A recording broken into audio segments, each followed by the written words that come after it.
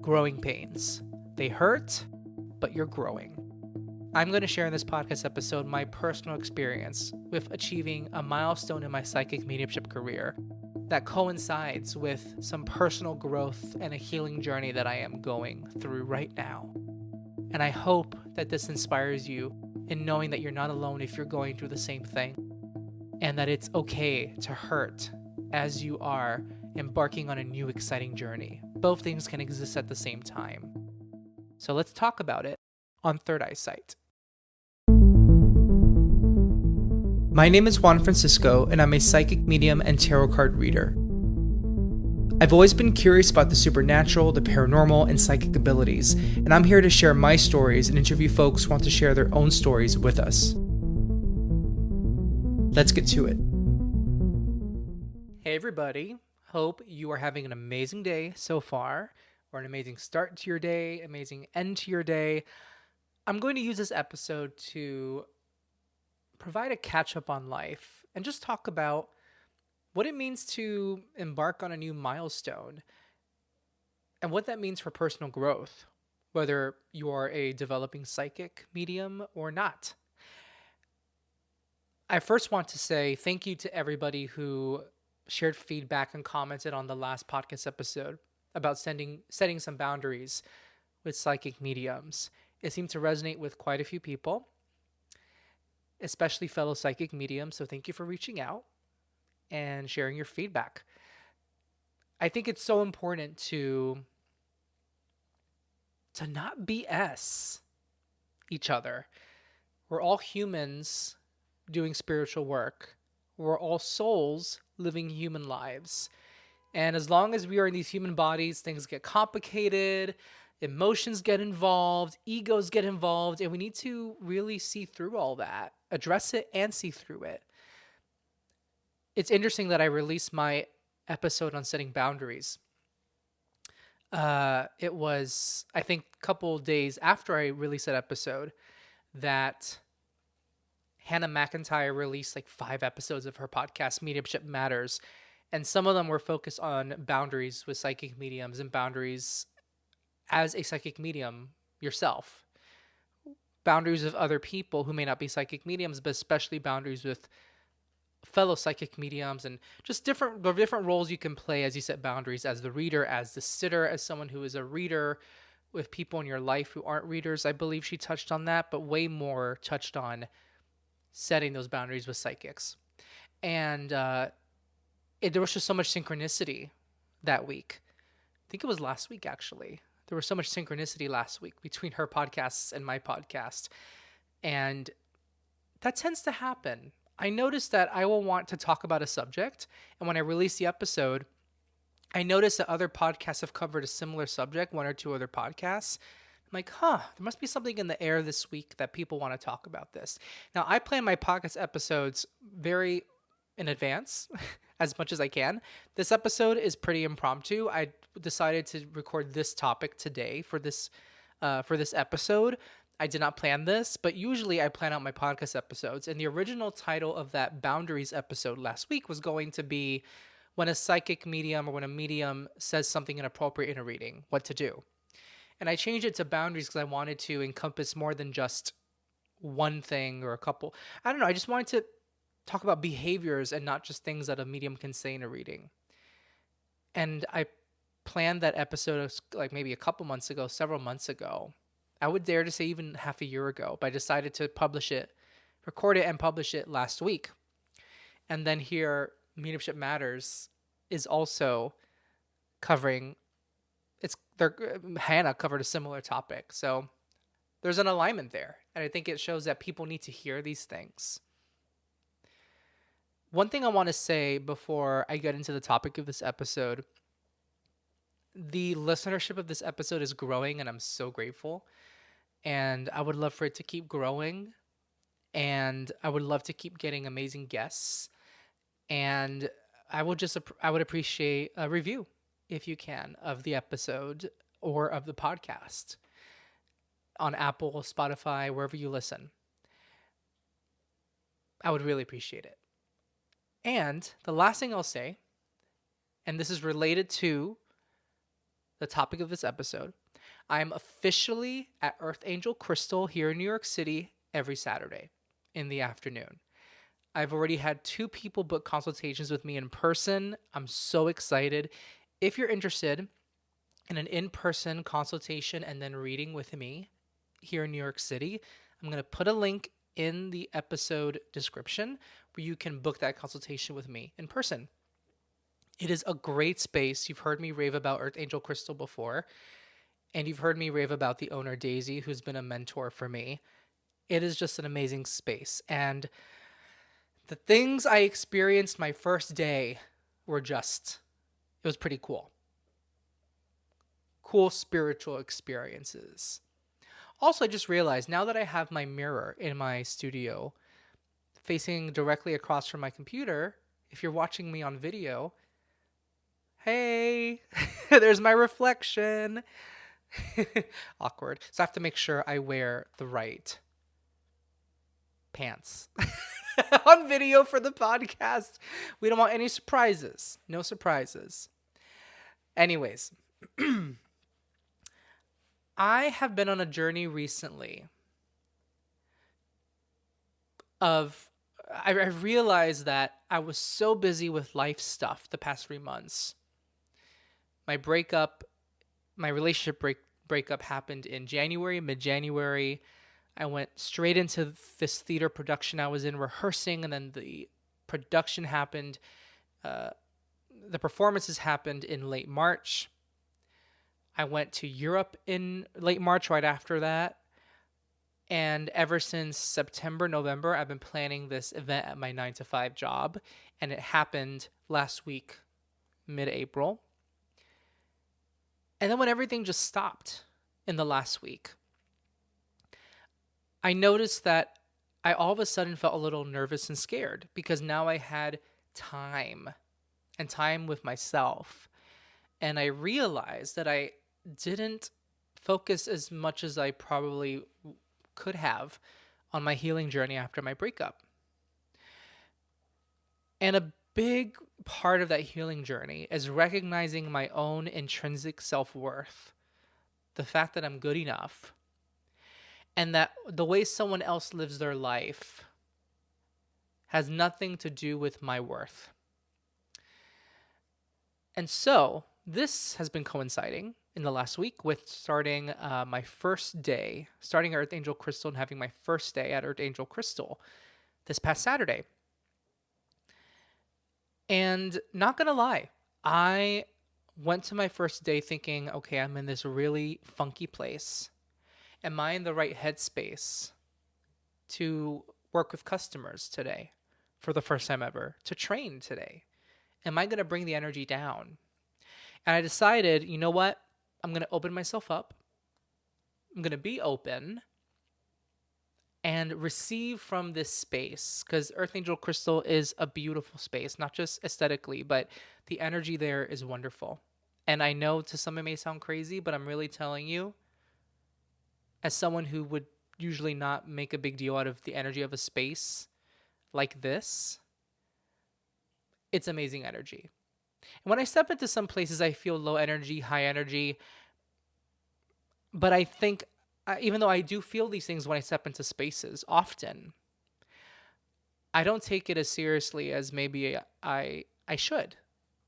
And so when I talk about Earth Angel Crystal's energy, I really seriously mean it is beautiful energy. So I tell myself, be open. Receive from that energy what you need. Be open. And I did. And I had an amazing first day on Saturday. And at the end of my day there, I was talking to my colleague, who was a manager at the store. And we were talking about just what the energy in Earth Angel Crystal, what it has been doing for people and how it works. And as we're talking, my right ear starts ringing, but it's a tone that I had never heard before. It was a deeper tone. Something I grew up hearing was that, no pun intended, but something I grew up hearing and learning was that if you eat too much sodium, if you ingest too much sodium in a day, your ears will start to ring. I don't know if that's true, if it's an old wives' tale. I'm not sure. So I'm used to my ears ringing when I eat very salty foods or when I eat foods that affect my body in a certain way. That is more like a high pitched tone ringing. This tone in my ear was a deeper, I can't know how to explain it. It was a deeper tone. It was different. And it stayed with me for like 30, 40 minutes. Maybe it was food I ate. I don't know. But what I know for sure is I've never heard that frequency, that tone in my life before in my ears. It was my right ear. And something that had been happening the entire time I was there was, especially towards the end of my day there, I was feeling a little bit of a head high, like woozy, but it was a nice feeling. And I asked my colleague, do you ever get like woozy being in here? She told me that she gets headaches. Now, we do burn incense, so maybe that attributes to it, but I've never heard of getting high off incense. I don't know. But all I know is that I felt a little woozy, and it was like a nice feeling. It was a nice feeling to have, a nice wooziness. And then this ringing in my right ear. And I went home that day feeling energized, feeling happier than I did when I stepped into the store that day. And I just relaxed at home and watched a movie. I watched Under the Tuscan Sun. I felt like I needed some self-care, self-love time watching a movie. And that movie had been recommended to me because a friend told me that there's the experience of getting signs from the universe, from beyond, play a huge part in the movie. And they do. And it was a great little movie. It was such a sweet movie. And I cried, and it hit some trigger and pain points regarding my healing process. And it's a great movie to watch. And ever since then, I've just been feeling re-energized. I feel like I'm starting to gain back some faith. Now, I want to be clear that Earth Angel Crystal and metaphysical shops that have great energy like Earth Angel Crystal, I want to acknowledge that that energy is there, it exists. But if I weren't open to receiving that energy and basking in it, I wouldn't have stepped away feeling the way I did. So it took me being open. And this brings me to the whole point of this podcast episode. I'm at a point at which I am starting to question myself and this is very vulnerable, how most of my adult life I have played the victim. I have played the role of things happen to me. I have played the role of I'm hurt and I'm going to keep feeling this hurt because I want to prove something to the other person, or I want to, this is going to sound kind of twisted, I want to validate the idea that I'm not good enough. I'm going to explain in a bit. So I grew up with a sense of low self-worth. It's just what I was surrounded by. I was surrounded by people who had a low sense of self-worth. That's what I learned. And that continued into my adulthood, and I would say up to maybe two years ago, maybe 1 or 2 years ago. Very recently, I had a big change, an evolution. And there is still that voice in my head that when somebody says something or does something that could trigger that part of my low sense of self-worth that's still in there, deep in there somewhere in Juan, that voice in my head wants to say, oh, that triggered us. Let's see what else that person can say to you. Let's see what else that person is doing that could further prove that you're really not good enough. I know it sounds twisted, but what I've learned through therapy and some work on myself is my brain is used to this story that Juan is not good enough. And anything that challenges that story, my brain perceives as a threat. Something makes me feel like I'm good enough. Someone tells me I'm good enough, or I feel good enough. This is different. What the heck? That's how foreign it is for me to feel good enough. And I'm in this process these days of changing my story. And as I'm trying to change my story, that little voice is still working away and talking and saying, oh, your ex is doing this, or he's saying this right now. That must mean he thinks you weren't good enough. And let's say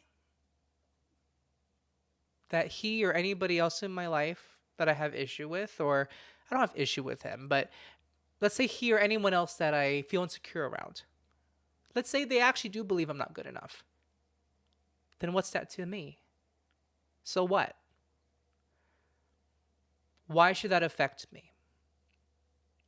And so part of the process of healing I'm in is acknowledging where I play the victim and who I make my villain. And if in reality, someone is just living their life or doing their thing, and whatever they do or say makes me feel like I'm not good enough for some reason, I'm making them a villain. But then at the same time, are they really doing anything to me? Are they really going out of their way to tell me something about myself? No, they're just living their life doing their thing. When it comes to exes, I feel like this is especially a challenge for many of us when an ex moves on.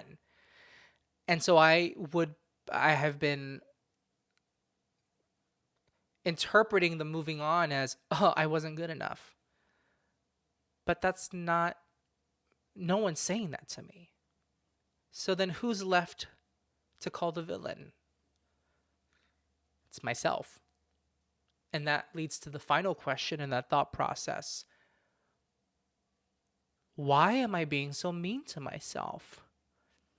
If no one else is doing it to me, why am I doing that to myself? I don't deserve for anyone to make me feel that way. Anyone, including me. I don't deserve to do that to myself. I don't deserve that being done to me by myself. And this has made me just totally, I feel a switch having this understanding, this realization, like, wow, I'm putting myself through a lot that I don't need to. And look, it's easier said than done. I need to let myself feel sad and grieve the loss of the breakup. Even though it's been 3 months, like I said, I think I've used how busy my life was as a distraction. I didn't actually address the healing process as much as I could have. So now I have so much time to myself and I could work on healing myself. And that will make me, number one, a more empathetic person. Because if I'm gentle to myself as I go through something, I'm going to be gentle to other people even more as they're going through something. It'll make me, number one, more empathetic towards myself and other people. And number two, it will help me be a better intuitive, a better psychic medium. I don't believe that life experience in this human body lives in a vacuum separate from our spiritual development. We are souls in human bodies. We are meant to live the human life. We are meant to learn from things in this human life experience. And things may not make sense at the moment to me. And I may still have questions about this breakup or this experience I had with this person. But at the end of the day, it's done. And it's time to move forward. And I think the best way to help myself move forward is by acknowledging the fact that I am harming myself emotionally. And that's where the soul growth happens. And I find it very interesting. The reason I call this episode Milestone and milestones and growing pains is because with every milestone I feel like I've had in my life, there's been something I felt like I had to sacrifice. When I moved to New York City, I sacrificed living with my family, which was very comfortable for me. I sacrificed people's approval. Some people didn't approve me leaving home to go to New York City. When the pandemic happened, I lost my job. I decided to take on this job for 3 months, 6 months after I lost my job. I had this new job for 3 months and I quit because it was so distressing. And I moved back in with my family. And so I sacrificed my independence. I sacrificed work and income. But I felt like I need to do this because I am just not in a good place right now. This is affecting me so badly. And I felt embarrassment moving back in with my family. They're lovely people. I love them so much. We have a great relationship, but I felt embarrassed. I'm like, oh my gosh, I'm 28, 29, moving back in with my parents. But you better believe I was applying to jobs every single weekday. Every single weekday. So I did everything I could to find a new job. And lo and behold, I found a job that I've been in for 3 years, and it's a great job with great people. Things happen for a reason, and it's so important to follow our gut feelings and to realize and to know that with huge steps in our lives, there may be a sacrifice that could be uncomfortable for the moment, but you'll feel was worth it. And when I look back, I'm so happy I quit that job during 2020 that I had for 3 months. I'm so happy I did it.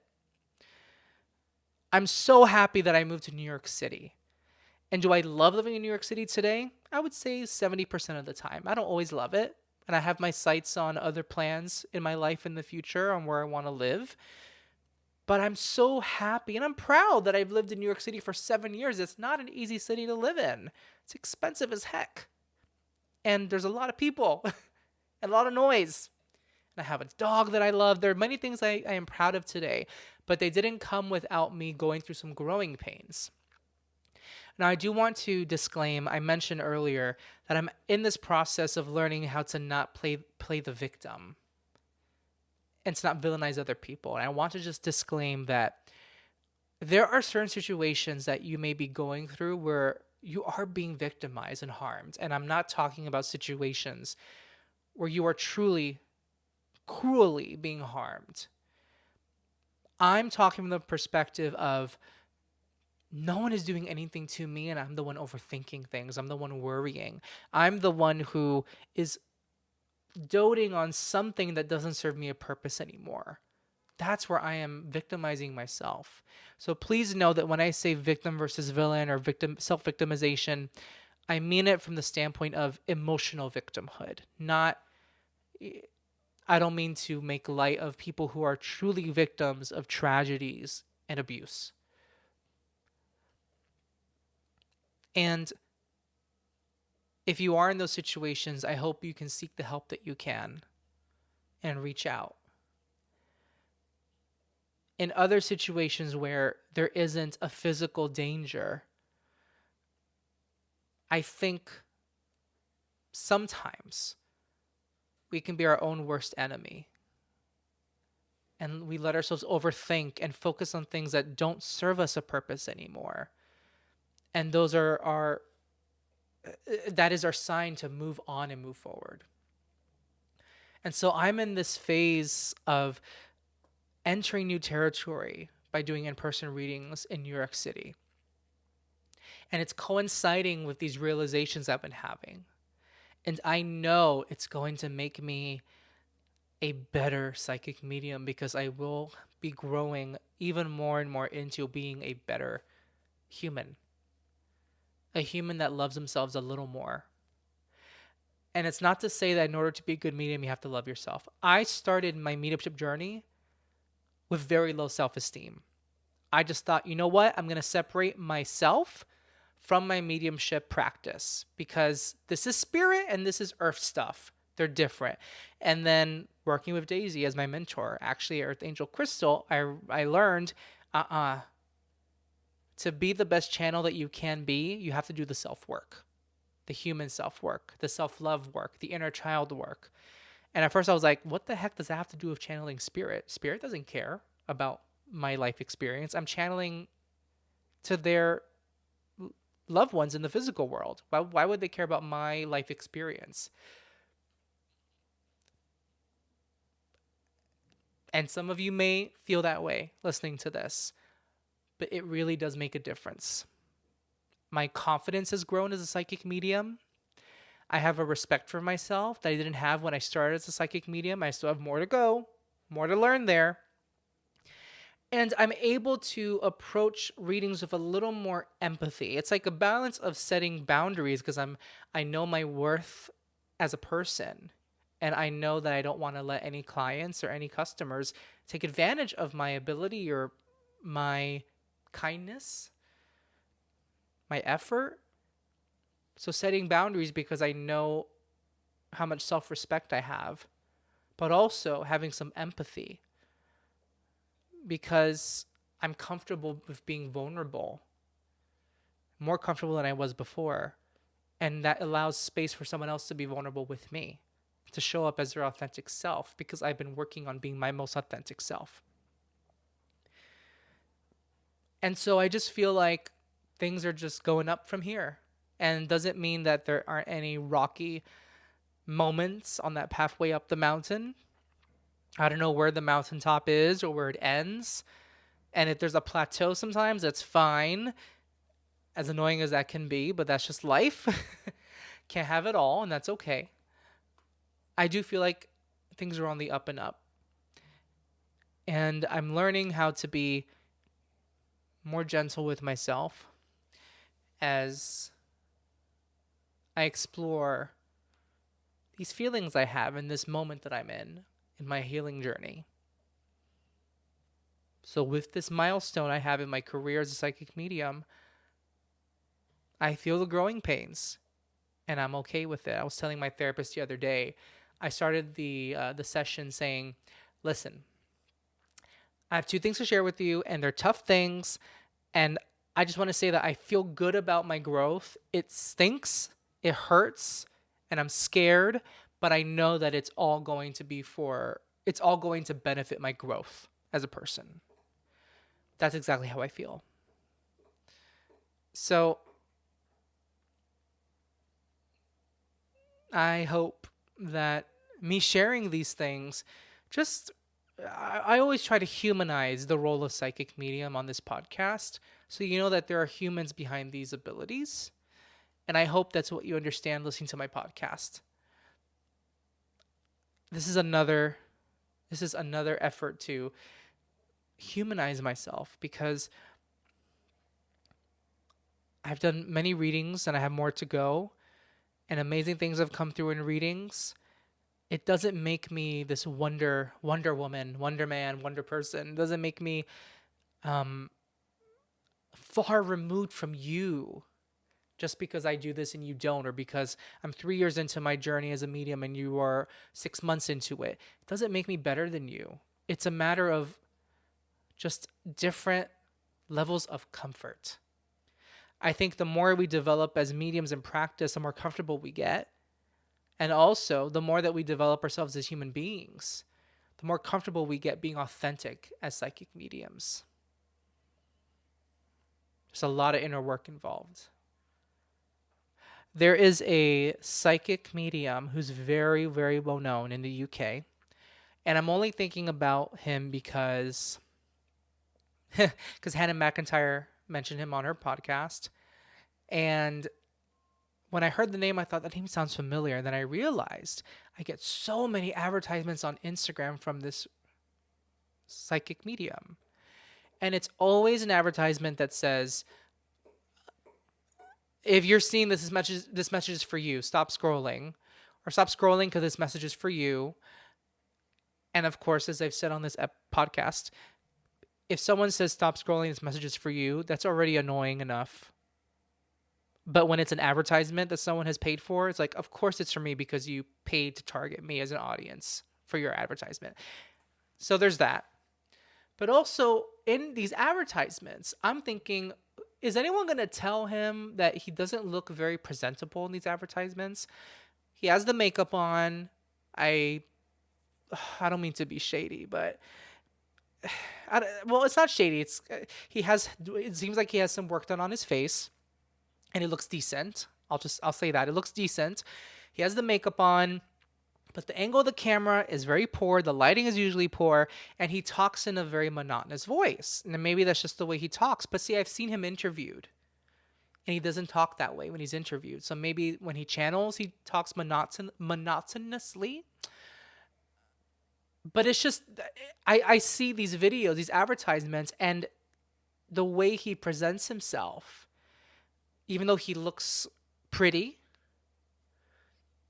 it doesn't attract me to wanting to hear more about him or from him. And I just, there are some psychic mediums that I've come across on social media that pop up on my feed as suggested or whatever. And you know, I say this not to be judgmental, not to be mean, but just some people, whether they're psychic mediums or not, you just meet them and you know that, oof, this person does not have a lot of self love, or this person has some personal work to do, or this person is really self focused to a point where it comes off as they come off as a little condescending in demeanor.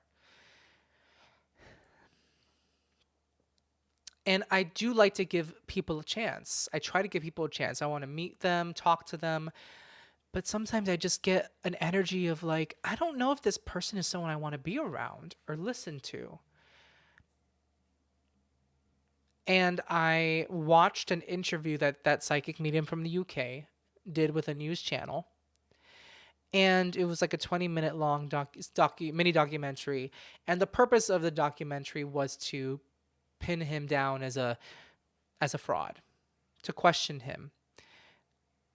And there were readings that he did in this mini documentary that went well, some that didn't go well. The majority of them that they filmed or that they chose to put in the documentary were readings that did not resonate with the sitters, with the clients, or didn't resonate perfectly. And I just wish that instead of seeing him get defensive about it, I'm thinking, what would I do if I was interviewed by a TV journalist and a crew and a reading wasn't going the way I wanted it to? And like the reading, things weren't resonating with my client.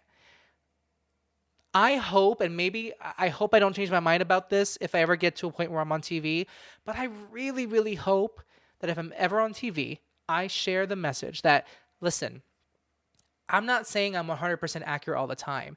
There are readings where I miss the mark, just like in any other profession. No person in any profession is perfect all the time. Some professions require perfection. With mediumship, perfection is a nice goal to have, but I am a human interpreting non-human communication. And when it comes to that, there is room for error, but there's also room for something to not make sense, but make sense later, which happens a lot. So I think I would tell the camera crew, this reading did not go the way I wanted it to. And I'm okay with that because I know I did my best. And who's to say that in 2 weeks, that person doesn't come back and tell me, oh, that person that you brought through, that is my grandfather's best friend who died last year and I didn't know it. And I just wish there was more honesty about these things. And this brings me back to authenticity and working on the self. I see that defensiveness and wanting to, some mediums say, oh, I'm not here to prove anything to anybody, but then get so defensive when a reading doesn't go perfectly. And I think that's human. Yes, I feel uncomfortable. When I get no's, I get very uncomfortable, but I have to work through that because it's not about me. And I think that's where the self-work has to happen. Being comfortable with the no's, being comfortable with things that don't make sense to the client. And instead of being defensive or trying to then cold read the client, just saying, oh, that doesn't resonate, that's okay. Let's move on. Let's put a bookmark on that and move on to the next thing. But there is such a need for mediums on TV, some mediums, for them to portray themselves as always accurate. And I've never met a psychic medium who's always accurate. Even Teresa Caputo, who I rave about a lot, and I'm a big fan of Teresa Caputo's. I've seen her do her work live 5 or 6 times. And there are times when it doesn't resonate with the person. It happens. She's the most accurate I have seen live or on TV. But she still gets no's. Tyler Henry got no's. It happens. Doesn't mean they're not gifted or that there isn't something amazing happening there.